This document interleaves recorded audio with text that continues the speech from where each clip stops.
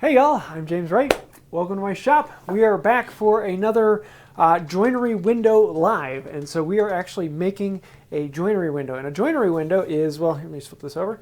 This is basically a plan here so that you can make a simple window. It's made of 6 boards, and that makes 9 different joints. And each of these joints are different. So we have things like, we have the simple half lap joint that comes together. Then we also have the dovetail half lap. Then we have a Mortise and Tenon, we have a bridle joint, and so on. Today we're actually going to be making this joint over here, which is actually a through Mortise and Tenon, but we're also going to be putting a draw bore into it. So we can have a draw bore Mortise and Tenon. And also, for those of you who have been watching this for a while, we're trying out some new things here. So hopefully my mouth is actually matching the words. And also we've got the new fangled overview. So I'm playing with a cheapo camera, and so you get these bars on the top and bottom that aren't as happy, but oh well. We will live with that for right now. And if I like this overview, and if you guys like that, then I might spend the money and getting a better one on that. So I'm kind of playing with that idea. Let me know your thoughts on that. So today we are making the through Mortise and Tenon draw bore. And unfortunately I just mixed up all my pieces here, so I got to put those back and figure out which one goes where. That's the way of things in this shop. I get ahead of myself way too often. All right, 7, 7, 7, and we're on that one, we're done with that one, and I don't need that piece, and that piece. Cool. So, first thing we want to do, and if you know anything about me, I like to make the tenon first before making the mortise. So in this board we are going to be making a tenon, and in this one we're going to be putting a through mortise, and this mortise will go all the way through.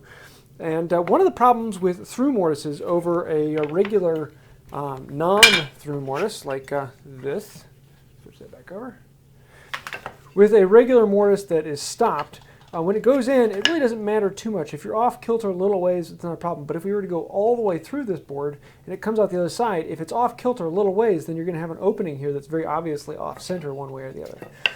So making it through sometimes scares a few people, but it's not that big of a problem as long as you take a few things into consideration. So the first thing I need to do is I need to actually put this board into this board. But this one is going to have a few issues. This is the first time that we're actually going to end up making a square. So not only does this board need to be a specific distance along this one to match up with this half lap, so it needs to be the same distance along as this half lap. Also, this board, let's see, yes, this one, actually no, it's not going to make much difference that way in this one. It was the other one that had the distance. This is the one that had to be both ways, this way and this way. So I'm kind of talking ahead of myself, but yeah. So we have to make sure that when we put in the mortise in here, it's the same distance in as the mortise on here, so that we go in with that. Now, if some of you may be following from last time, there's a bit of a gap in this half lap, but the gap is on the back here, so it's not going to matter on this side as much. There's a really nice, tight, clean fit here. So when I put this in, I'm just going to measure over the same distance as this on this spot here. But first things first, I want to make the tenon on this joint. And I'm going to need to move this sticker down because it's going to be in the way. Move it down just a little bit here. And what we're going to do, oh, and I forgot to mention, if any of you want to actually follow along with this, I have the plans with the SketchUp drawing for this on my website. You can download for free. It's woodbywright.com/shop. You can find those plans for free. So the first thing I want to do is lay out this. I'm going to grab my marking knife. And according to the plans, this is 2 inches thick. And it should be 2 inches thick. If I bring a tape measure up here, it's really close to that. But I don't want to mark off what the plan is. I want to actually take reality. So I'm going to take the stick over here, and I'm going to put it on here. I'm going to flush up with my fingers on the back here. And get it really nice and clean so that a blind person couldn't tell the difference. And then I'm going to put a little tick mark on this side. Oop, I slid. I want to take my time here because this mark is very important. This is the mark that makes a difference. So I've made a mark on here, and that is the shoulder mark that is going to go all the way around this piece. So let me grab my square, and put my square on here, and I'm going to make sure, number one, that this line is square. Then number two, I'm going to roll it up onto the side, And I'm going to transfer that mark all the way along because this is the tenon side. And I'm going to come back here. Now, when I roll back this way, I don't want the fence of the square. I don't want the fence of the square to be back on this side of the board because this side is my reference surface, the one side with the sticker. So I'm going to flip the square around so that I'm referencing the correct side of the board. Put my knife into that tick line, slide the square up against it, and 3 marks like that, light, medium, and hard. Then I'm going to do the same thing on the back side. Put the knife into the tick mark, slide the square up against it, light, medium, and hard. So there is the shoulder for the tenon.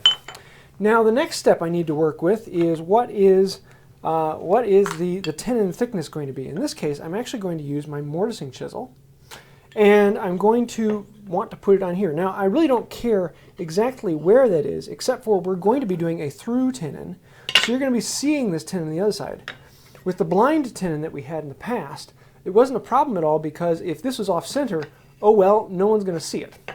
So what I want to do is place this chisel on here to something that is visually center. And then I'm going to put a tick mark on this side of the chisel. And a tick mark on this side of the chisel. And that is the exact width of the tenon that I want. So I can make sure that the tenon will actually make sure that the tenon and the mortise are exactly the same width as my mortising chisel. So then I can grab my mortising gauge and I can set up those 2 pins to match those 2 tick marks. I can put the first one into the first mark, slide over the second one, put it into that mark, slide the fence over, making sure the fence is on the side with the tape. That's my reference side. And then I can tighten down the nut. Make sure that everything is exactly where I want it to go. Crank the nut a little tighter. Set the pins on here. Yes, that's what I want. So now I can make the marks for the tenon all the way around this board. Light, medium, hard. Let's go down this way. Light, medium, hard. And then do the same thing on the third side. Always keeping the fence on the reference side of the work. Light, medium, hard. Now I have some really good marks. Now, if you've been watching this progress along, you know exactly what I'm going to be doing here. Making a tenon is something that's in most all of these, whether it's a half of a tenon or a full tenon or even a partial tenon. It's going to be the exact same thing I've done in most all of them. So I'm going to put this into my vise, and I'm going to grab my tenon saw. And we're going to start by putting it on the far side, the side away from me. Let me put that back over. Make this a little bit easier for you to see. I'm trying to figure out what works well for that overhead shot and what does not. So I'm going to start on the side away from me, staying on the outside of the line. And then I'm going to lower the heel all the way down and come across that line. Woo! I'm putting too much pressure on it. I'm actually forcing the saw down into the wood. I need to take the weight off of the saw, put the weight on my hand. And now I'm talking too much and I went off the line a little bit. So whenever you make a mistake, stop right there and fix it. Don't try and veer back into the work. So now I have a kerf all the way across. I'm going to lower my heel. Put too much force into the saw again. And I'm going to follow the line on my side of the work.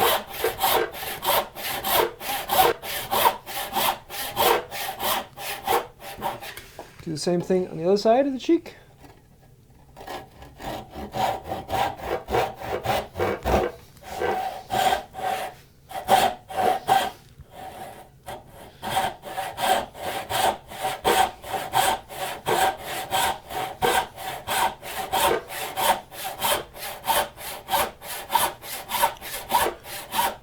Go right down to that stop line.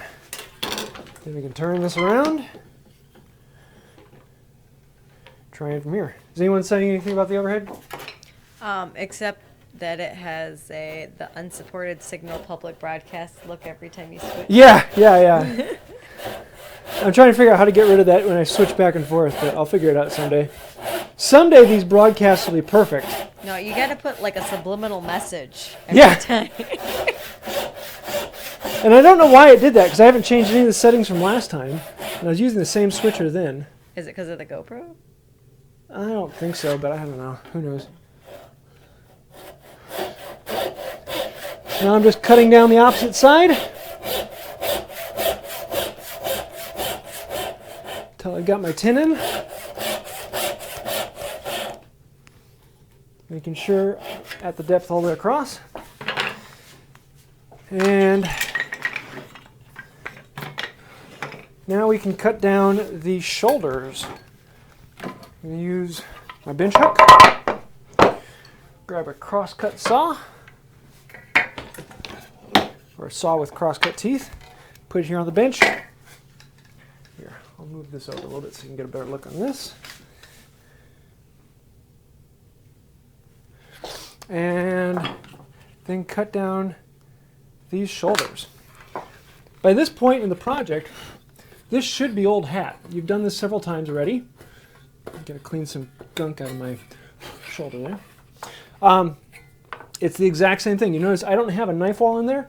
If you want to create a knife wall, you can. I just find it to be one extra step that's not needed. The knife wall is kind of nice. It holds the saw in place. But once you get used to cutting to a line, the knife wall is kind of superfluous.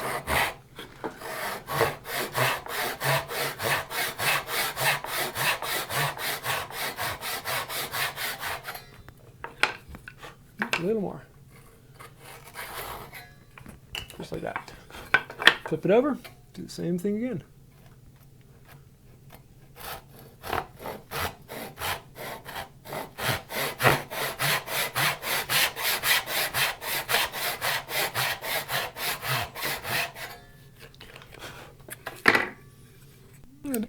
Quite deep enough at the shoulder, so I got to clean that up here, which is not a problem. A chisel, I'm trying to do it this way so you can see it on the camera. We'll make quick work of cleaning that up. Now, let's make sure that this is the right thickness, because I want it to be the same thickness as my chisel. And it's a bit thicker than my chisel there, a bit thicker than my chisel there, a bit thicker all around, which is okay. I tried to stay on the line, but I probably was playing it safe and made it slightly fatter than it needed to be.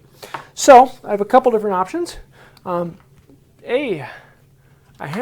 now have a shoulder plane, but I haven't cleaned it up yet. So I could use a shoulder plane and come in here and clean this up.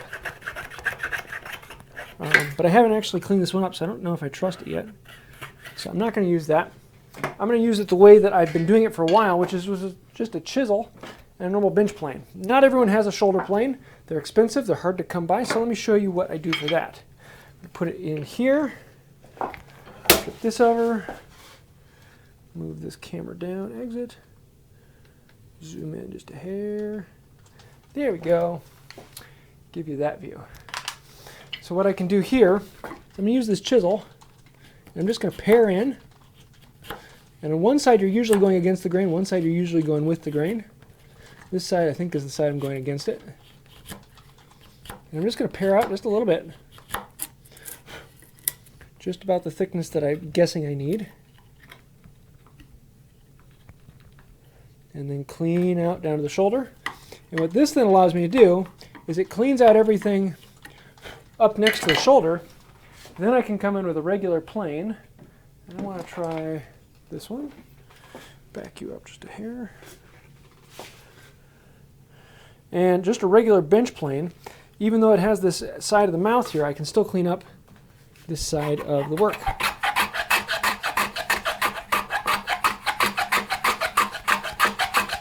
I'm just taking off a really, really thin shaving. And I can test it. Okay. A little bit fat on this side. I'm perfect right here. So what this allows me to do is just come in and clean it up a little bit. I have a question for you when you What's take that? a breath. So, Ho hey ho. I says, why are used shoulder planes so hard to find? I have no idea. Other than they were not as common as regular bench planes, so they are harder to find. They are out there, but even the ones that are out there then become expensive because of the laws of supply and demand. Just a hair thick there. And you see, I'm just taking off tiny little wisps because I'd rather take off too little and come back and clean it than to take off too much. Ooh. I blew off the corner here. Oh well. Such is life. And unfortunately that will show a little bit because it is a through tenon. I was going a little bit too fast. Okay, there's that side. I'm going to flip this over and just clean off a little bit on the other side. And here I'm trying to be perfectionistic. You don't have to be this perfectionistic, but I like to show it off every now and then. I know this is kind of a weird thing for my normal viewers.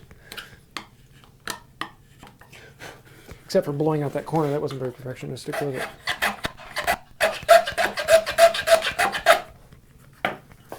There we go. Now let's see where we're at. Yeah, see, that's what I'm looking for. That is exactly the same thickness as my chisel all the way along. So this tenon is ready to go. Now we have the fun of making a mortise to fit the chisel. To fit the tenon, not the chisel. Well, to fit the chisel and the mortise and the tenon, and it's all the same thickness. Thank you, Danny K. What's that? You sounded like Danny K for a second. Danny K, yes. The vessel with the pestle has the brew that is true. And if you know that reference, you're one of my favorite persons. Okay, what board does this go into? So let's see, we've got this, and where is that one? This, and then into this, right? Yes. All right, so that goes into there. So I need that board and that board. And now what I need to do is find out where this needs to go along here. So let me back up and show you guys this. Let's see. You never know if there's actually going to be a tornado warning when I flip screens. So the first thing we need to do is find out where the tenon needs to go along this board. I don't know yet, but we want it to be the exact same distance along as this one is, so that these line up in the future. So what I'm going to do is put these together, and then what's that? I got a bunch of questions coming, so take a breath sometime. Go for it. All right, so let's see. First question is from Mariano Peñalosa. Question, can I use a regular 1/4-inch chisel for doing a mortise? Sure. No problem at all. That's actually what Paul Sellers often uses. I like using a mortising chisel just because it's stiffer and feels better. But that being said, wow, I'm having a hard time lining these up. That being said, mortising chisels are a lot more expensive. They're harder to come by. They're harder to find. I guess that's what harder to come by means. But if you can find them, great. If you can't find them, oh well. Use a bench chisel. They work just as well. Mortising chisels feel better. All right. Is that the same as for paring out the mortises? He added that later. Paring out the mortise, I'll use a smaller bench chisel when I'm paring out a mortise, but not by that much. Okay, so let me switch over and show you guys this. What I basically did is I lined up the shoulder from this tenon and the shoulder from this half lap joint, so that they're exact on, put a nick mark here. And that way the distance from this mark to this shoulder is the exact same as the distance from this shoulder to this shoulder.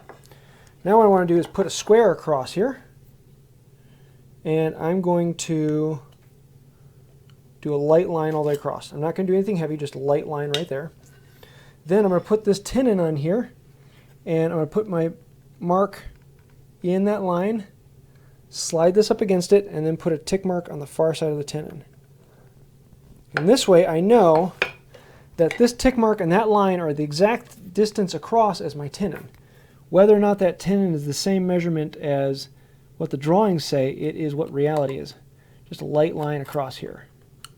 So now I have this light line across here. I have this mortising gauge set up exactly the same way I had for marking off the tenon. So I can use that on here still. So I'm going to turn it around so that the tape is on my reference side. And I'm going to draw a line between those. Light. Oop. Put it down there. Medium. Hard. Now I've got this really nice line here that I can make the chisel marks. Now what I want to do is I want to transfer these marks around to the other side so they're in the exact same location. And for some reason that scares people. And I have to say that scared me the first time I tried doing it, thinking, oh no, what if I get it wrong? But it's really not that much of a problem. Just knock the papers off the floor to begin with, and you'll be on the right track. So what I'm going to do is I'm going to put my knife right into, I'm trying to figure out how to do this so you guys can see. Hey, that might actually work here. I'm going to put my knife into that tick mark. I'm going to slide my square up against that tick mark, and then I'm just going to put a light tick mark on the far side of the board. Turn around here. On the far side of the board. Just a light tick mark right there. Exact same thing on this side. Put the marking knife into the tick mark, slide it up against, put a light tick mark on the opposite corner here. Now these tick marks will be seen, but I'm going to be knocking down this corner eventually if it was a piece of furniture, and they would basically disappear with that. You'd never see those tick marks again. Now that I have this on here, I'm going to put the fence on here, put my knife into that tick mark, and I'm going to draw that line across. Do the same thing on this side. And now, as long as I've kept things steady, these marks are the exact same place on this side as they are on this side. And then I can do the exact same thing I did before, making sure the fence is on the side of the tape. Light, medium, start from the other side. Hard. There. Now I've got my mortise marked all the way around there. Now we can cut out this mortise. So, switch over to this for a moment. What I like to do is the hold fast, but I don't know if I've cleaned out that. I really need to clean up the tapers on these one of these days so that this actually holds. Haven't done a lot of joinery work yet recently, so hey, there's a good catch. So what I'm going to do is use my mortising chisel on here. I'm going to stay away from the line a little bit. Here, I'll do this.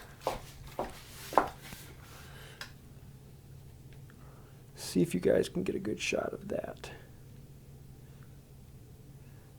Really should get a camera guy to come in here and shoot this and make this like a multi-person crew. That would be a lot of fun. So I'm going to put this in here, move it a little ways away from the marking gauge line. Grab my mallet, tap down. And if you're ever making the mortise before, I'm going to do the exact same thing. I'm going to travel in line with the mortise, and I'm going in the direction of the bevel. So the bevel's on this side, so I'm going to slowly work my way across that way. Each time I move it about 1/8 inch or so. And then each time it's going to go a little bit deeper. And all I have to do is, number one, make sure I place it between the lines to begin with. Number two, just eyeball that it's vertical. And if I'm off vertical a little bit, it's not a huge issue.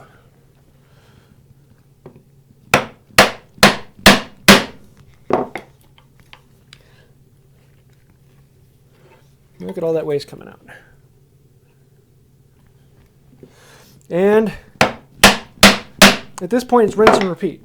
I'm going to try not to go too fast, because if I go too fast, then that's where things go wrong. So if there's any questions right now. Yes, we have a couple of them. I've got to find them. Alrighty. So from Victor Dolman, Gravy Man.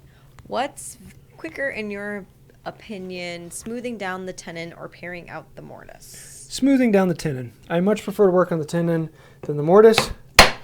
However, if the problem is in the mortise, you've got to address the mortise. So if you have a through mortise and you're working from both sides, and both sides are angled, you've got to clean up that angle. No amount of work on the tenon is going to fix that problem. So you've just got to always be fixing where the problem is. You never know, or you can't fix a problem in the mortise on the tenon. But, and here you can see I'm already down almost the other side. Let's pull this out and see exactly how deep I am. So right now I'm down there. So I'm down 2/3 of the way through this piece already. But yes, if the two are equal, I'll clean up on the tenon usually. The key word is usually. Even that being said, sometimes I do it the other way. I guess it's whatever I feel like at the moment. Any other questions right now? Yes, hang on. Okay. Ooh, she's catching up. Let's see. I'm just going to go back the other way, widen this out a little bit. Are you ready? Yep. Okay, so the next one that I see is from Hoi Hei Ho. Any preference on pig sticker versus socket mortise chisel? I don't know that there is much of a difference. The term pig sticker is kind of a slang term for mortising chisel. So I don't know what you were referring to. I guess you're going to have to clarify that a little bit. I'm sure somewhere there is someone that has a difference between the two, but that's what I have. All right. Are you ready for another question? Sure. Okay, so from Raven's Path. Oh. Oh, Google Home. How I love you. All right, so Raven's Path says, have you ever been to RVP 1875 in Jefferson, Iowa? It's a hand tool furniture shop museum that thinks that you would enjoy. Jefferson, Iowa. I don't think you've ever been to Jefferson, Iowa. I don't know. Is that the same place they have handworks? No, that's Elba or Elma, something like that. No, I don't think I have. No idea. No, I'll say. Sounds like a fun place, though. All right. So Raven's Path, no. Yeah. So basically, I've worked on that side and I've cut both sides down at an angle. Then I'm gonna flip this over and do the exact same thing, and I should punch through in the middle pretty quickly. I think I only have like a 1/2 inch thick there. Once I punch through the middle, then I can just straighten out the chisel and chop out either way. So exact same process I just did on the other side, except for I'm gonna do it on this side. Stay away from the lines. Chop in.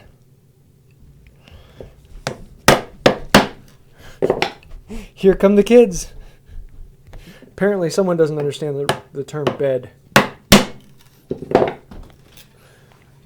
can you have a popsicle? No. We're gonna eat. Yogurt. Now go to bed. Close the door. Ooh. Okay. Let me show this. I don't know if I can zoom in and actually show you this. I just ran into a slight problem, so it might be something good to show you guys. Oop, exit. All right. Question while you work on that. Here, just a moment. I think I got this. Now, what I've run into here is that the grain on this board actually runs across the board, and so it's popping out. Now, as I come in here and I wedge this out, what it's actually doing is running out the grain, and so I'm getting tear out on this other side here. So what I need to do is actually come in and cut those fibers before I go much further. Now, I'm not going to tap this much, just enough to actually cut the fiber rather than just what the marking gauge line had, and that will ensure that it doesn't tear out all the way across there.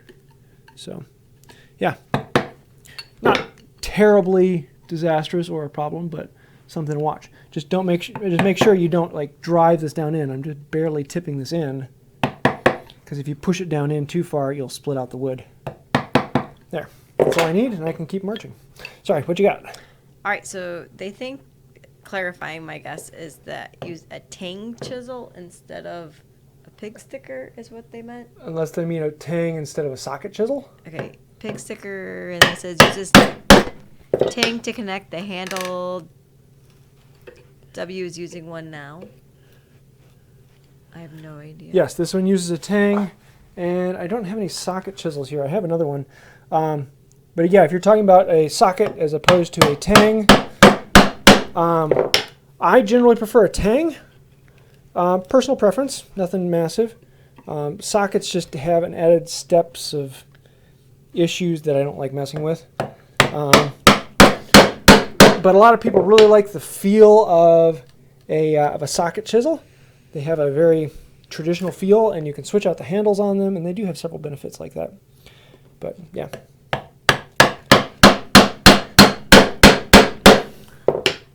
But I would be interested to see what he's referring to with pig sticker, because usually pig sticker is a slang term for a mortising chisel.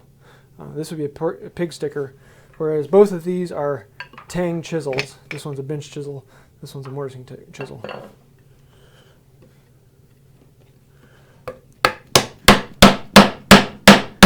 So now I'm just trying to punch through on the other side here, and I have gone through here in the middle. So basically I have a big V running down. This is where things kind of get fun. And you can see the light at the other side of the tunnel. Literally. Just have to be careful when things get fun. I tend to go quickly, and when I go quickly, that's when I mess something up, and I don't want to do that. Sorry, any other questions? Oh, yeah. Okay. Okay, thankfully lemongrass picker reminded me, who is the maker on the mortise chisel you're using? This one is, I don't know.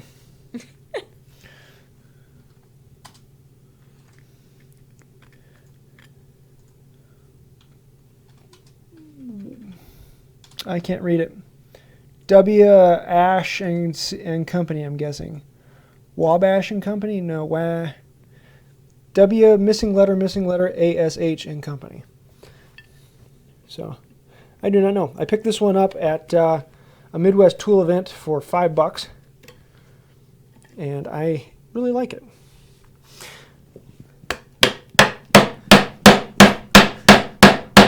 See, now I'm going all the way through, so I can just keep pounding, just make sure I don't pound through into my bench. Still staying a long ways away from those lines. Keeping the chisel vertical. Now, basically what I've done is I've cut a V-cut in on both sides. So I've cut down this way, and I've cut up that way, so I have these triangles that are meeting in the middle. And I want to clean them out. So I'm going to flip it over. Now, every time I flip it over, I make sure I clean the bench off. I don't want any junk sticking out there. I'm going to stick this chisel down through there and see if I can pop out some of that stuff in the middle. Smaller chisels are great for that. Why are you so sticky? There's sticking stuff in the sticking middle. Wow, that sounds like a really interesting cuss word. Sticking stuff in the sticking middle. I'm just trying to bust out all of the junk in the middle of this. That's why it's getting stuck. It's all just kind of wedged in there. Making sure I clean this off, because if I put this back down in there, then some of these pieces might actually dent into the inside of the wood. Okay, now I've got a hole through the board, and we can continue on. So now that I've gotten most of the way through there, now what I want to do is keep the chisel vertical, and I want to use the straight side of the chisel to cut down in all the way across. See if I can move over that way. And so right about here, I can go all the way through and hit the bench on the other side without running into much of anything at all. What I want to do is back it up a little ways towards the straight edge, chop off the tip of that triangle, back it up a little ways more, and I'm going to keep backing up until I get to that marking gauge line. And I'm making sure I'm keeping it vertical in both directions. As I said in my dorm room, keep it vertical. If you went to Maranatha, you probably know what that means, but I went to otherwise... Maranatha, but I wasn't on boys' side. We went to a college with a boys' side and a girls' side. Okay, so right into the marking gauge line now. I'm going to keep this vertical. Now, as I was doing that, it actually pushed it away. So what I'm going to do is I'm going to go down about 1/8 inch or so into it, cut it back at a weird angle, just kind of tip in that, and I'm going to cut it back at an angle. I'm going to basically undercut that slot. So now I've gone through past halfway all the way on this side here. And do the same thing over on this side.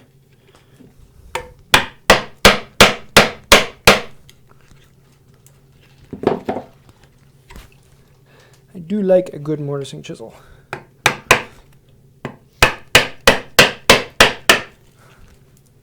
So much fun to play with. Working my way back towards the line. And you can see why this takes longer than a stopped tenon, because basically you're making 2 stopped tenons, but on top of that, the 2 of them have to meet perfectly in the middle. The nice thing about it is that you can push out material on the other side. Not have to worry about it. Okay, I'm really close to the marking gauge line.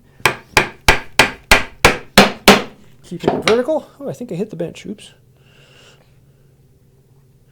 A bench is a tool, not a piece of art. Even when it looks nice, use it. Okay, I'm going to do the same thing again. Undercut it a little bit. Okay, I've cut all the way across on this side. Now we can flip this over, clean out any of this junk before start setting it down.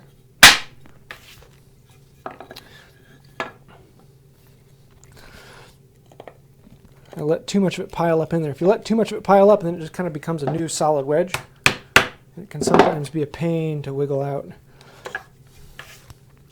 like it is right now. Well, let's do it the other way. The other thing you can do is set it up on the opening in your vise. Move this down. There we go. And then blow them out in between the vise.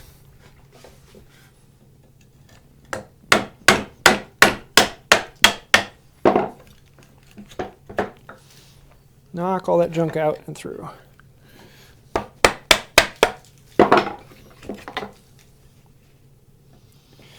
Then, wow, most of this stuff is really wedged in there. I want to be very careful when I wedge it up like this. I don't want to put too much weight on that shoulder and dent it in like I did last time. I want to leave enough meat there so there's something to fulcrum against. Fulcrum? Did I just use that as a verb? I did, didn't I? Okay, there. Now we're mostly clear. We can do the same thing we did before. Only move the camera up a little bit. Set this on, set that on, give it a tap. And then we're going to come in here, straight edge towards the marking gauge line. Work your way back towards the line. Set right in that line. Undercut it just a hair.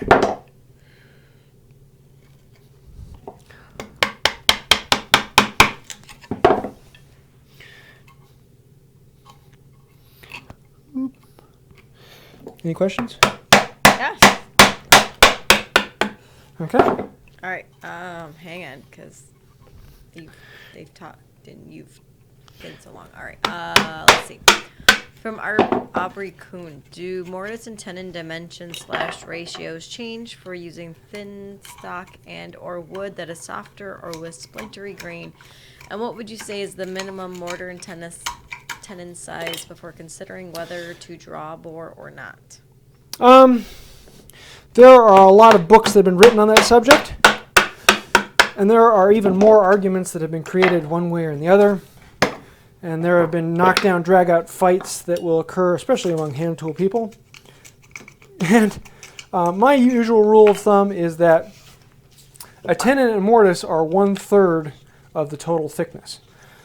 Now, let's see how this does. Oh, I think we're coming nice.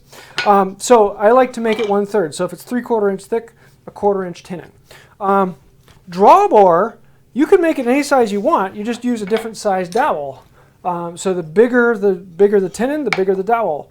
And usually I like to make the dowel a hair larger than the tenon. So the tenon in this case is a 1/4 inch. My dowel is, what, 5/16?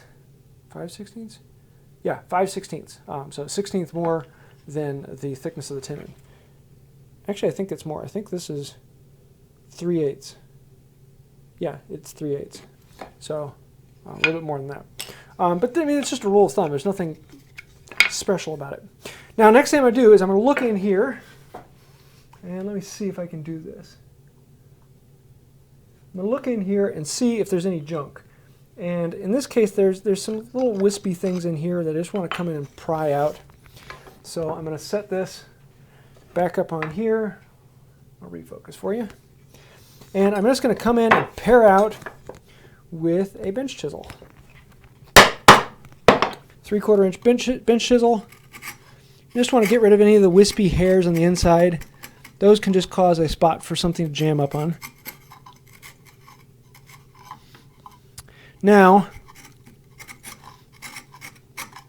if the world is a happy place and wants to make me smile, this tenon will slide right down in and not have any problem at all. Be a really good tight fit. But knowing my world, that's not going to happen. I'll have to clean something up. Just want to clean up the wisps on both sides of this. You can see I'm not putting any force into this. I'm not really cutting off anything other than what is sticking out. I'm just eyeballing anything that is out. And actually I have something on the sidewall here I need to clean up. Yeah, there we go.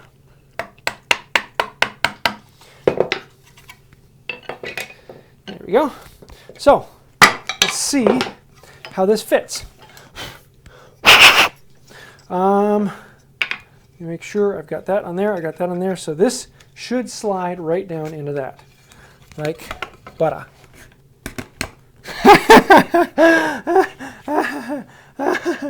Okay, this side looks fantastic and pretty. Out in here, the tenon is a little bit gappy here. Now, normally what I do, let me zoom in and show you my gaps. Let you see just how bad this actually is. Now, normally when I do a through tenon, I make the tenon longer, so I'll make it stick out by 1/8 inch or so. That way, if I have any problem on the edge of the tenon, I can flush it off. But in this case, I made all the boards the exact same length, so I give myself a smooth surface. And here, it came out okay, except for here you can see where I blew off the corner when I was cleaning up the tenon a little bit. And there's a little bit of gappiness here where the fibers split out. And that's when I came back in with this, and I sharpened up the edge, so you can see I have a nice tight line here where I sharpened up the edge, but here where it was splitting out, there's a lot of junk in there. Not a huge issue. It's really not that bad, and I would probably use it in furniture. I might throw something in there to fill that little void. Some ingrain would make that disappear rather quickly. But, oh well, it is in there. But now it's time to do the draw bore portion of this. So let's pull this apart. Here, show you what I'm doing. Ta-da! It is a lot of thickness difference. Okay. Sorry, thinking to myself out loud. So first thing we need to do is drill a hole through this. Now I need to choose the dowel that I'm using, which is this stuff, which I think was 3/8. And one of the important things is to make sure your bit fits the dowel. So I actually like to use calipers, in this case digital calipers. I know, electronic tool, I'm sorry. I want to measure this out. It is 3.7, at its fattest point 0.375. So then I want to find a bit that is the same thing on it. And this one is 3.75. Now I measured that ahead of time so I knew, and even though it's a 3/8 bit and a 3/8 dowel, the dowel may change in diameter, or your bits might be slightly off. So usually the best course of action is to drill a hole with your bit ahead of time so that you know it's what you're looking for and you can test the dowel in it. Because even though it says 3/8, it might be off by a while, and so you actually want it to be a slightly tight fit. So check your bits and find one that actually works there. So the first thing I want to do is drill a hole through the tenon side. So I'm going to put this in my vise and swing this around, hook up my brace, and put a bit in. You got any question? Yes. They said you were forgiven as long as you charged your caliper with a stationary bicycle. Yes, yes. Hang on, I had it highlighted. Oh, where'd it go? Oh, Blog de Mas Madras asked, how do you sharpen a mortise chisel? Same way you sharpen regular chisel. With a mortising chisel, I'll just put the bevel down and sharpen it, bevel the back. Use a little bit of a stropping compound. It's the exact same thing as a bench chisel, just a bigger face, which actually makes it easier than your average bench chisel. So I'm just going to eyeball on this one. Now, if I really wanted to get out particular, I could get out the marking gauge and I can make off a halfway and a halfway, and then make it off halfway this way and drill the hole perfectly centered. You know I'm not that good. So I'm just going to eyeball where it's at, and I'm going to do the boring part. And I want to go slowly here, because I'm going to blow out into the middle there. So all of my chips blowing out are now blown out into the mortise. And I'm going to keep going until I feel the tip on the underside of this wood. Once I feel the tip sticking through, then I'm going to take this off, flip it over, and then go from the other side. What this does, it gives me a really clean entry and exit wound from this. So I can put that tip into the hole and make sure that those holes are in the exact same place. And there is my hole all the way through this. Now, because I blew out into the inside of that mortise, there's going to be some chips inside there. So I just take the bench chisel and clean up those chips. And then the next thing I want to do is put this back together. And here's where the magic happens. A drawbore tenon is not just a hole that goes through the tenon and you put a pin through. It's actually an off-center hole that draws the two of them together. Am I showing the wrong camera? Oh, I thought I was on this one, sorry. Let me go back over to this one. I don't know, you changed my view, I can't tell you. Sorry, babe. So now I have this hole in here. What I want to do is take that same auger bit I had, set it into the hole, and just mark where that center is at. And that's going to give me a center point of this hole. Take this thing apart without killing myself, because it just usually likes to pop apart suddenly. Like that. So now I have a mark on this tenon. And what I want to do... Oop, I took it out of the brace. Shouldn't have done that. Put that back in. This is where the magic happens right here. This is what makes a drawbore tenon a drawbore tenon.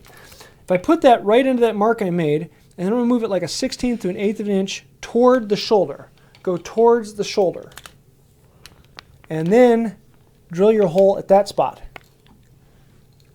What that does is it creates an out-of-center hole that will pull the shoulder tight against the joint when it's put together. And so once I've gone halfway through, flip it over, finish it up from this side, just like that. And now we have a drawbore Mortise and Tenon. So we can put this through. Oh, I love that feel. That's just a really nice feel. Happy for that. And there, our holes are ever so slightly out of center. Now, I don't know if I'm going to be able to show you this one, because they're not quite as out of center as I would like. But if you look up in here, you can see that it's out of focus. Here we go. Normally, I'd like him to be out of the way a little bit more, so I'd like it to actually look more like... Here, let me roll this out. Man, that's tight. That is a nice joint.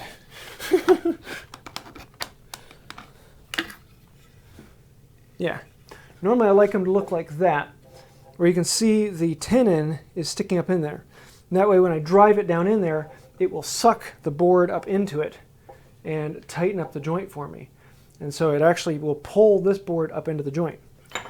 Now for the tenon, I'll switch back over to this one. No, I'm not. I'm going to do this one. Now for the dowel, not the tenon, I'm going to use this piece of 3/8 that will drive down into that hole. What I want to actually do is make it kind of tapered here on the end. So I can grab a plane that is currently not set right. Is that taken apart today? Oh. You did not. plan ahead. I was shooting another video and forgot to put that one back together. So then I'm just going to increase the depth a little bit. And just kind of make an arrowhead here. So that when I slide this through, it will wedge through.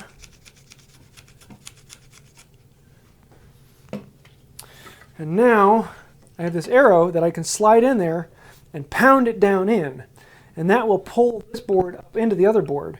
And I'm going to stick it through so it's sticking out past the angle that I cut into it. And that way I can cut it off flush on this side and cut it off flush on this side. Now the problem is, as soon as I drive this in, that joint is done. This is like glue. This is the traditional way to do a joint without glue. You drive it in there and this joint is done. Now because I still have more joints to do in this frame, I'm going to hold off on putting this onto later. So we're going to finish up this actual joint when we put the whole thing together. But for right now, that's basically what you want to do for a Mortise and Tenon draw bore hole. I do have another entire video on that when I was making the video for, I think it was for this bench. I did a detailed video on doing draw bore on bigger joints. Usually I don't have a direct need to do draw bores on anything smaller than 3/4 inch thickness, but you can. Doesn't really matter. So there is our draw bore joint. We now have 3 more joints to make. I think next week we are going to be making the what is that one called? Pocket hole. Yes, we're going to be making a pocket hole. And I'm looking forward to all the angry comments I get from that, because we're not going to be making it with a Craig jig. We're actually going to be making it a traditional way, which should be a lot of fun. Let's answer some questions. Okay, hang on. I've had a lot of questions tonight. We do. I cannot answer myself. Hang on. Well, maybe you will soon, because I think once I finish the table, we're going to be doing a project series with my wife where we'll actually be doing, okay, you don't know anything about hand tools. Let's start from the beginning. This is a hand plane. This is how to use it, and actually do some of the beginning projects with her, so that should be fun. It's kind of like I know how to boil water. I know what a hand plane is. Well, kind of.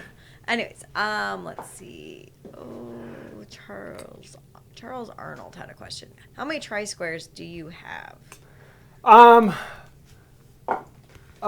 don't know. For my normal bench, I have 3. I have this one, which is like, what, 14 inches long. I have this one that's 8 inches long, and then I have this little one that's like 3 inches long. And that's really all I generally need. If I'm doing something bigger than this, I'm doing layout. And I have a big layout square that I made a while ago, and it is way over there. And so I really like these. That being said, for the longest time, all I had was this 1/8 inch. And it works great, and 99% of what I can do with this. If I need something longer, I can put this on here. I put a long straight edge on there, and I can make it longer. But there are some times when this little one is very useful for doing the joinery and small things. It just moves around quicker, and it's easier to get places. Now, that being said, I have a lot more, because it's just kind of hard. You tend to collect them because they're so nice. But those are the ones that I use. 85% of the time I use this one. Second place, probably about 10% of the time I use this one. And then like 5% of the time or less, I'll pull out this big one. So, yeah. What you got? All right. Well, Mariana wanted to know about sending you some wood because he has some logs of, if it's, I don't know if it's Cabo or however, because he's from Argentina. Huh. And so, but then Aubrey Kuhn said he should check with export laws first. Yes. So, yeah. you may or may not be getting some wood. South America, there are a lot of woods that are a big no-no to ship to the United States. Although I would love to work with them. Yeah. But then Mark Reynolds asked what kind of switcher you were using. This is a split head mallet. I actually have a video on making this beast. Switch over to this. This is kind of nice because you can switch out the heads. You can actually loosen up this nut and take the 2 heads apart and put them in here. I have 2 pieces of maple in here that are great for that. I also have this one, which is very similar, except for I have pine faces in here, so they're a lot softer. But having the metal head behind it gives it a lot of oomph. I'm guessing it's like about 1.5 pounds, 2 pounds, so it's a decent mount behind it. But yeah, if you go online, Amazon, you can search for split head mallet and you'll find one of these. What else you got? Hang on. I was getting caught up on what was it? Looks like the chat's rather lively tonight. And some newer faces, at least Cool. newer to me. Aubrey Kuhn says, have you ever tried using a dead blow for mortising? I don't like dead blows. I don't like the way they feel. I guess it has more to do like the feel of blacksmithing. You want a blacksmith mallet that it has a good feel when it bounces on the anvil, though you don't want to be pounding on the anvil. I don't know. I don't like the feel of a dead blow. It feels dead in my hand. I want to feel that natural connection. Personal preference. I'm just not a big fan of dead blow mallets. Not to mention that I've had a couple bad experiences with them breaking out, but personal preference. So whatever. All right. Then Craig Castle wants to know if there's any chance you're coming to the Highland Woodworking in Atlanta. I thought you went last year, or you were in Atlanta. I thought a year ago. Yeah. Well, I went to the woodworking shows in Atlanta 2 years ago. Was it 2 years? I knew you'd gone down there. I've thought about going to it again. The woodworking shows aren't as key for me, so I'm not as hot on those. But I might want to go to it again. I've been to the. I've been there a couple times. Really cool place. A lot of fun. All right. Yeah, I don't have any plans right now. So Aubrey Kuhn said when you were mortising the last part, it's why not simply do the mortising over a piece of scrap? It's added confusion. It's one more thing for people to slip. I think a lot of people are really worried. Oh no, you're going to put a chisel into your bench top. It really doesn't matter. This thing's going to get scratched. It's going to get dented. It's going to get cut. That's the way it goes. It's a bench. It's made for working. And when it really gets done, and when it really gets dinged up, I should really go through and flatten this every couple of years, just because wood moves. And when I flatten it, I get rid of all the scratches, and hey, I have a brand new smooth surface again. So it's not something I worry about. It costs more time to put a scrap piece underneath there than it's worth. And the amount that like when I thought I went through, no, I didn't go through that time. So, but I've got so many other scratches in here, you wouldn't be able to tell if you didn't know what you were looking for. So, not worth it. Not to me. Wonderful. All right, let's see. Gary Roop asked, Jerry, sorry, not Gary. Because you undercut the edge of the mortise the edge of the tenon may not contact the mortise for the full depth, correct? Yes. Basically, let me pull this apart and answer that question a little better. Yes, undercutting the sides of the tenon does create a bit of a gap. Wow. Nice joint. But when you've got a fit like that, it's not going to cause too much issue. Let me flip this over so you can see this a little better. Basically what I did is the sides here, I undercut them just a little bit. So when I put this in there, there will be a hair of a gap on this side here and a hair of a gap on this side here.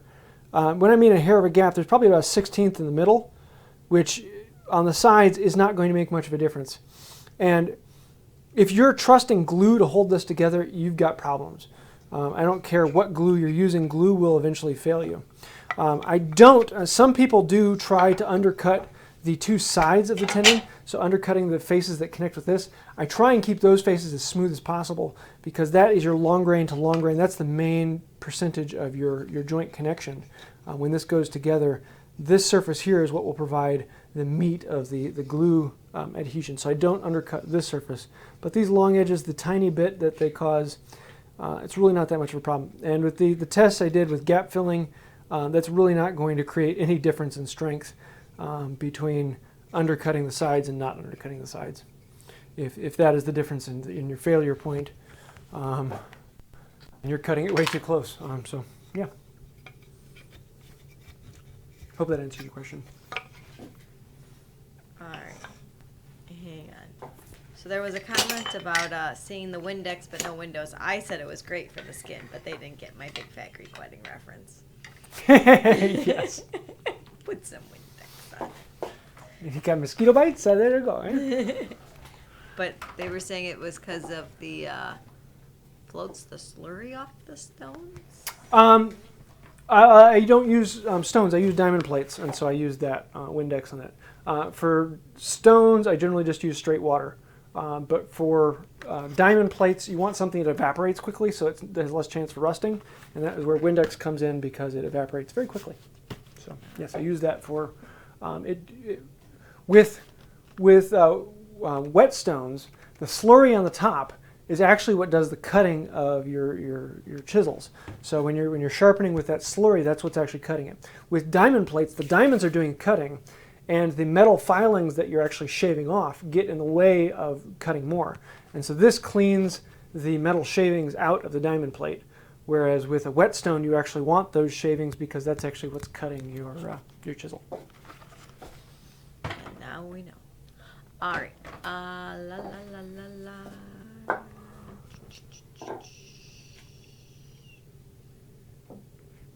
Then Aubrey said, if you want it to be very precise, if you want it to be a very precise offset, you could use a small engineer's square on the edge of the mortise to pencil a line through the first mark. Yeah. Okay. And then Lemongrass Picker asked, have you ever tried this with a square peg? Yes. Square peg is the cool way of doing it. And the reason a lot of people are really picky about if you're going to be doing draw bore, you need to be doing it with a square peg because that's the traditional way to do it. And the reason that the traditional way to do it with a square peg was that it was easier to make a square dowel than it was to make a round dowel. And it was easier to make a square hole than it was to make a round dowel. So they would make a square peg to fit a square hole because it was easier than trying to make a round dowel and a round hole. Though there are a lot of people who argue completely differently. Because we can buy dowel very cheaply and very easily, and you can cut a round hole very cheaply and very easily, I do them round. But yes, you can do them square. They're a lot of fun, and they look really cool. And then I think Hueheo is, I'm sorry, probably messed that up again. I think that you're referring back to your tri-squares if they are actually all square and how to correct them if they're not. I have a video on how square is your square and how to square your square, and how to square your square without a square. Yes, basically the trick is if you have a board with a straight edge, an edge that you know is perfectly straight, you can put this on there, mark a line, and then flip the square over this way, keeping it on that straight edge, and mark a line on this line, and those two lines should be perfectly parallel. If those two lines veer one way or the other, then you know your square is out of square. And there's a bunch of different ways of squaring a square. You can do it by punching on the inside or outside to bend this one way or the other. Or my preferred way is actually to use a file and remove material where it needs to be and bring it down nice and flat again. But yes, if you want to see that, you can do the search for Wood by Wright square, and you'll come up with all those videos. All right, a couple more that have come up now. Let's see.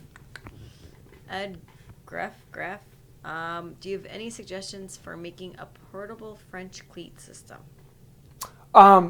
Well, I have the French cleats on my wall, so I've got several videos on that. If you look up my YouTube playlist on Shop Overhaul, I think was the name of the playlist, I have making all of these racks. A portable French cleat, I'm guessing, so that all of these, the French cleats are at the same spot, so I can move these around. Portable as in I want to take it to a new shop. I guess you can just put the French cleats at the same spots and set it up there. I'm guessing that answers your question, but if not, let me know. So Worth the Effort wants to know, spoke shave hand plane or draw knife for shaving head? Oh, neither, just a straight chisel. That's the other way. I mean, when I really want to get at it, I'll use the mortising chisel, but most of the time it's just a bench chisel. It's a little easier that way. Okay. Kava S. I don't know if I said that right. Says, Dear James, I can't afford buying factory-made clamps, so I planed to make a few like yours. Is there any difference in the performance or not? If you're talking about the ones that I made, I have videos on making this one. I have videos on, most of mine are ones that I've purchased. They used to be made commercially. I don't know of anyone who makes them anymore. But I have a set of video on making these ones. And functionally, they work just as well. I use them quite frequently. As a matter of fact, I just used this last week. They clamp things together really, really well. And they're a lot of fun to use. So, yeah, no, they work great. All right. Oh, good. The hand toolery got my reference. Somebody liked it. Half the quotes in our house come from that movie. We're going to do that challenge one day. I think that's it. Cool. I hope. Quickly put one in if I Well, missed it. this has been a lot of fun. Next week, we are going to be doing the pocket hole. So get out your pitchforks and light your torches. We will have some fun, and you can call me all the names you want to call me. Let me know if you like this format. I don't know if I like the overhead. It was kind of interesting. We might have to play with it. I think I might actually do like a small add-in that goes up like in the corner so you can always see the overhead. That might be interesting. But let me know your thoughts on the matter. I do want to say before we go, if any of you are on the West Coast, I will be making it out to the Best in the West, the hand tool, the collectors meeting out there. So I'm making the plans, and there's like a 50-50 chance right now my wife might be coming, but I don't know. We'll be seeing. So yeah, I want to thank everyone for making the encouragement of making that happen. So we will be having fun with that. Last minute things. Oh, no, Lemongrass Picker just had one of my favorite quotes from Big Fat Greek. The woman is the neck, and she can make the head turn any way she wants. Yes. That, and it's okay. I make lamb. Yes. Cool. Well, that about does it. Thank you all for watching, and until next time, have a wonderful day. Bye.